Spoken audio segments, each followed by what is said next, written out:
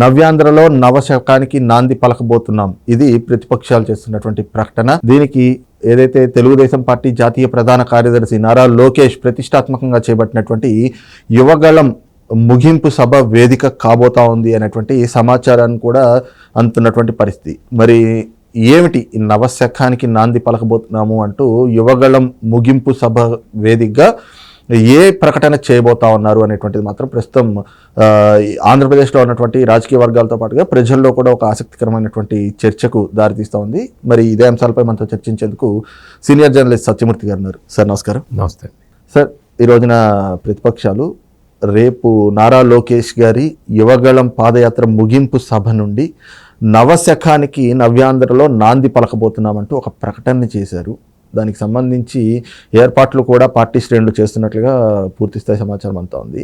మరి దీనికి సంబంధించి ఏంటి సార్ అప్డేట్? అంటే యువగళం పాదయాత్ర చేయటమే అదొక గొప్ప సాహసోపేతమైన నిర్ణయం. అంటే ఈ మాట ఎందుకు అనాల్సి వస్తున్నది అంటే, మామూలుగా నడవటం అయితే పెద్ద కష్టం కాదు, అందరూ నడవచ్చు. రాజకీయ పాదయాత్ర చేయటం అంటే మామూలు సామ్రాజ్యాలు ఉన్నప్పుడు పెద్ద కష్టమైన పని ఏం కాదు. కానీ ఇక్కడ ఆంధ్రప్రదేశ్లో ఉన్న సామ్రాజ్యం ఏంటి అంటే, అదొక ప్రైవేట్ లిమిటెడ్ కంపెనీ పాలనలో నడుస్తున్నది.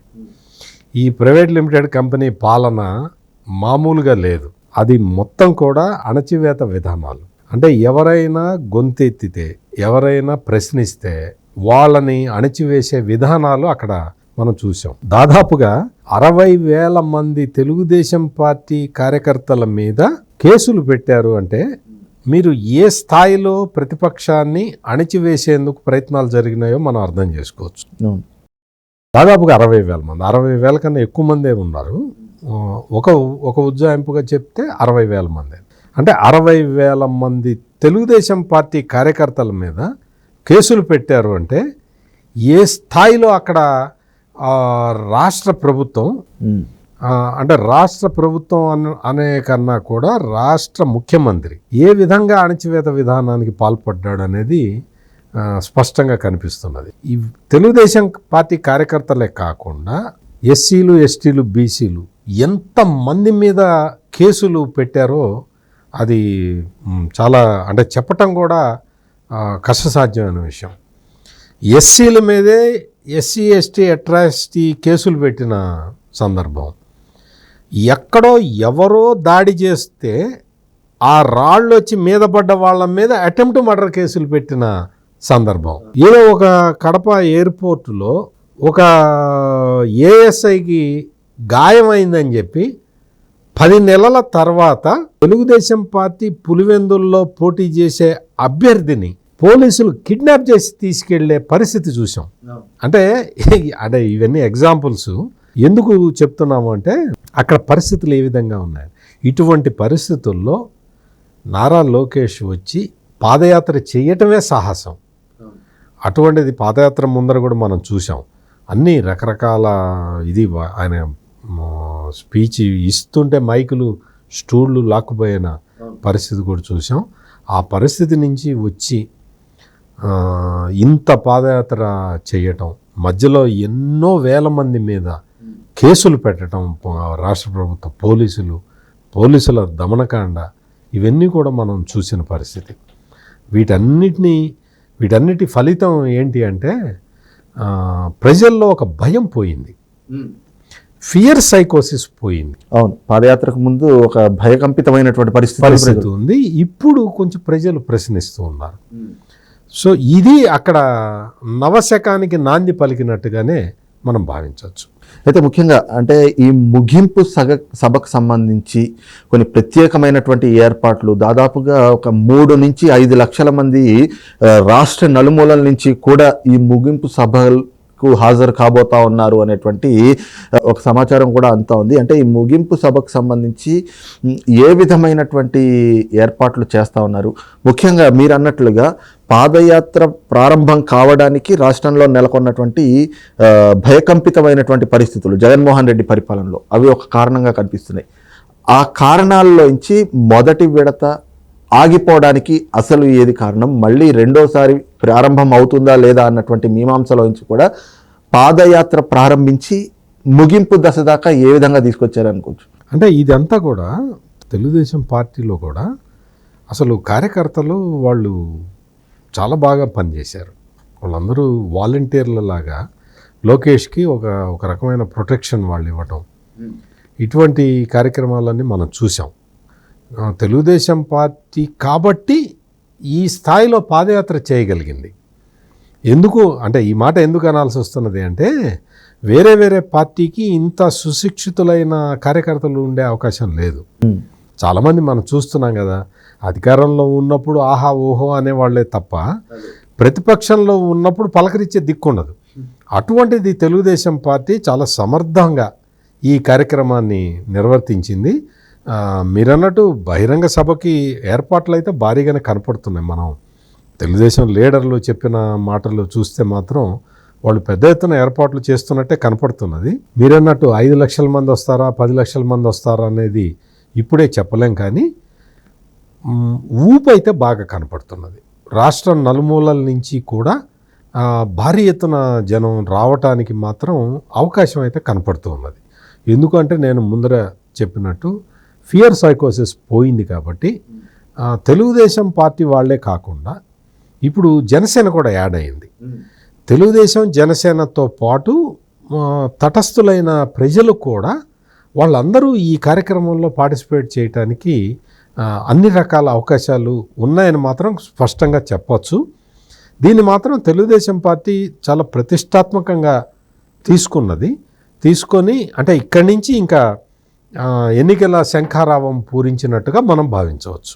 అయితే ముఖ్యంగా అంటే ఇప్పుడు ఎన్నికల శంఖారావం పూరిస్తారా లేదా అనేటువంటిది దాని మీదే కొంచెం అంటే ఒక ఆసక్తికరమైనటువంటి చర్చ జరుగుతుంది. ఎందుకంటే ముఖ్యంగా ఈ ముగింపు సభలో కూడా కొంతమంది కీలకమైనటువంటి వ్యక్తులు ఈ దీంట్లో పాల్గొనబోతా ఉన్నారు.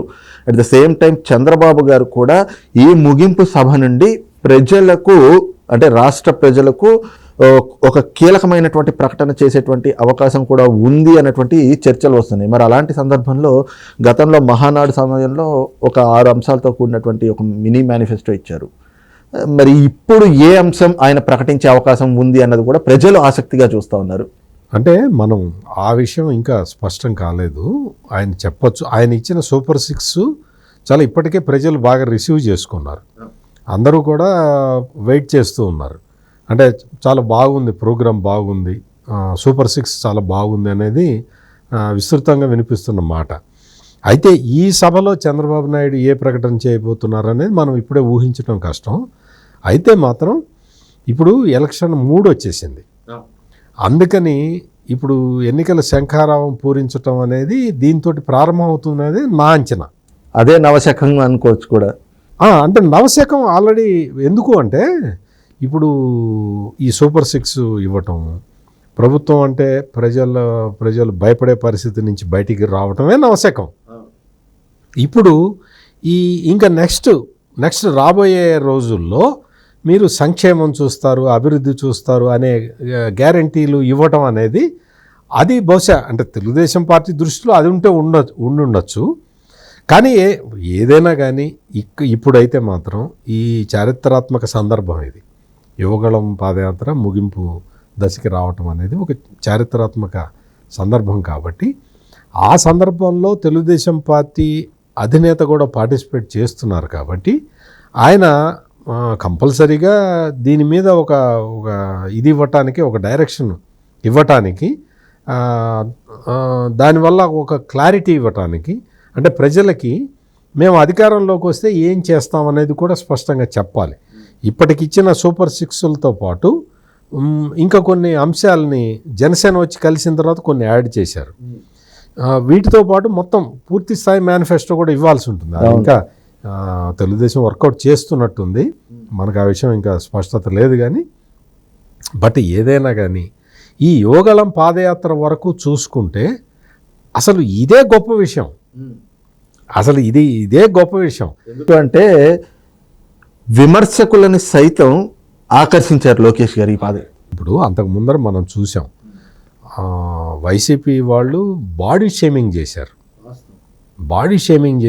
బాధ పెట్టారు, మనిషిని ట్రోల్ చేశారు. అసలు ఒక ఇంజనీరింగ్ కాలేజీలో ఫస్ట్ ఇయర్ స్టూడెంట్లను ఎట్లయితే టీచ్ చేస్తారో అట్లా చేశారు. అసలు బాడీ షేవింగ్ చేయటం కన్నా దరిద్రం ఇంకేమైనా ఉంటుందా రాజకీయాల్లో? అటువంటి దరిద్రానికి కూడా పాల్పడ్డారు. అటువంటి పరిస్థితిని సమర్థవంతంగా ఎదుర్కొని ధైర్యంగా ఎదుర్కొని ఇప్పుడు మంగళగిరిలో లోకేష్ ఓడిపోయిన తర్వాత ఎంత ఎగతాళి చేశారో మనం చూసాం. అంటే అంత ఎగతాళి చేసిన పరిస్థితుల నుంచి ఈరోజు యువగళం పాదయాత్ర చేసి ఆయన చేసిన ప్రసంగాలు, ఆయన ఇచ్చిన హామీలు, ప్రాక్టికల్గా ఇది మనం చేయగలుగుతాము అన్నవే ఆయన హామీలు ఇచ్చాడు.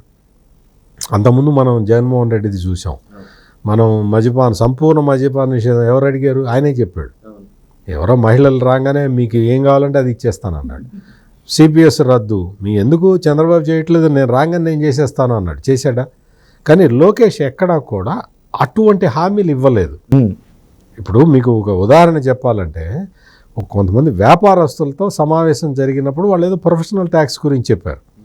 చెప్తే ఆయన వెంటనే ఏం పర్లేదండి, దానివల్ల ప్రభుత్వానికి పెద్దగా ఆదాయం వచ్చేదేం లేదు, దాన్ని రద్దు చేసినా మీకేమి ప్రభుత్వానికి ఏమి నష్టం ఉండదు, మేము అధికారంలో రాగానే రద్దు చేస్తామండి అని చెప్పాడు ఆయన. అంత క్యాలిక్యులేటెడ్గా ఆయన హామీలు ఇచ్చాడు. అది ఇక్కడ యువగళం పాదయాత్రలో పెక్యులర్ ఆస్పెక్ట్ అన్నమాట. అంటే వివిధ కుల వృత్తులతోటి, వాళ్ళతోటి, కుల సంఘాలతోటి ఆయన మీటింగ్ పెట్టడమే కాకుండా రైతుల గురించి పెట్టాడు. పొగాకు రైతులు, ఈ విధంగా రైతుల్లో కూడా ఒక దీంతో చైతన్యం తీసుకురావటానికి పెట్టిన విధానం. అలాగే రాయలసీమ డిక్లరేషన్ కావచ్చు, రాయలసీమ డిక్లరేషను, ఇటువంటివన్నీ ఇవే కాకుండా ఒక పిల్లాడిని సజీవంగా అమర్నాథ్ గౌడ్ అనే పిల్లాడిని, ఆ పిల్లాడి తల్లి సోదరి వాళ్ళు వచ్చి మాట్లాడటం, వాళ్ళకి అష్యూరెన్స్ ఇవ్వటం. ఇంకొక సందర్భంలో ఒక 12-13 ఏళ్ల పిల్లాడి మీద అటెంప్ట్ మర్డర్ కేసు పెట్టారు. అతనితోటి మాట్లాడించటం. అంటే ఇవన్నీ కూడా తర్వాత కోడికత్తి శ్రీను తల్లిదండ్రులతో ఇవన్నీ కూడా ఏమైంది అంటే, ఇప్పుడు రాష్ట్ర ప్రభుత్వం చేస్తున్న అరాచకాలను ఎక్స్పోజ్ చేయటమే కాదు, వాళ్ళకి భరోసా ఇవ్వాలి. మేము వస్తే చేస్తాము అనే ఒక భరోసా ఇవ్వాలి. ఆ భరోసాని లోకేష్ ఇచ్చాడు. బహుశా అందుకేనేమో వాళ్ళు నవశకం అన్న టైటిల్ పెట్టుకొని ఉంటారు. రైట్, ఇది చూస్తున్నాం కదా. ముఖ్యంగా ఏదైతే భయకంపిత పరిస్థితిలో ఉన్నటువంటి ప్రజలకు ధైర్యాన్ని ఇచ్చేందుకు యువగళం యాత్రను ప్రారంభించి ఎన్ని అడ్డంకులు అవరోధాలు ఎదురైనా వాటన్నిటినీ కూడా ధీటుగా ఎదుర్కొంటూ ఆ అడ్డంకులను అధిగమిస్తూ ఈ రోజున నారా లోకేష్ చేస్తున్నటువంటి ఈ యువగళం పాదయాత్ర ముగింపు దశకి వచ్చింది. అయితే ఈ యాత్ర ద్వారా ప్రజల్లో ఒక చైతన్యం కల్పించడంతో పాటుగా వారికి మేమున్నామనేటువంటి భరోసాని, ధైర్యాన్ని కూడా ఇచ్చినటువంటి ఒక చరిత్రనైతే కనుక లోకేష్ రాసినటువంటి పరిస్థితి కూడా కనిపిస్తూ ఉంది. ఈ క్రమంలోనే యువగళం పాదయాత్ర ముగింపు సభ వేదికగా కూడా నవశకాన్ని నవ్యాంధ్ర ప్రజలకు అందించేటువంటి కొన్ని కీలకమైనటువంటి ప్రకటనలు కూడా వెలువరించేటువంటి అవకాశం చాలా మెరుగ్గా కనిపిస్తూ ఉంది. ఇక రాబోయేటువంటి రోజుల్లో ఏదైతే భవిష్యత్తుకు గ్యారంటీ అంటూ నారా లోకేష్ కావచ్చు, అలాగే తెలుగుదేశం పార్టీ ఇచ్చినటువంటి హామీలన్నీ కూడా అమలు చేసే దిశగా ఇప్పటి నుంచి అడుగులు పడేటువంటి అవకాశం చాలా స్పష్టంగా కనిపిస్తుంది అన్నటువంటి అభిప్రాయాన్ని అయితే కనుక సీనియర్ జర్నలిస్ట్ సత్యమూర్తి గారు వ్యక్తం చేస్తూ ఉన్నారు.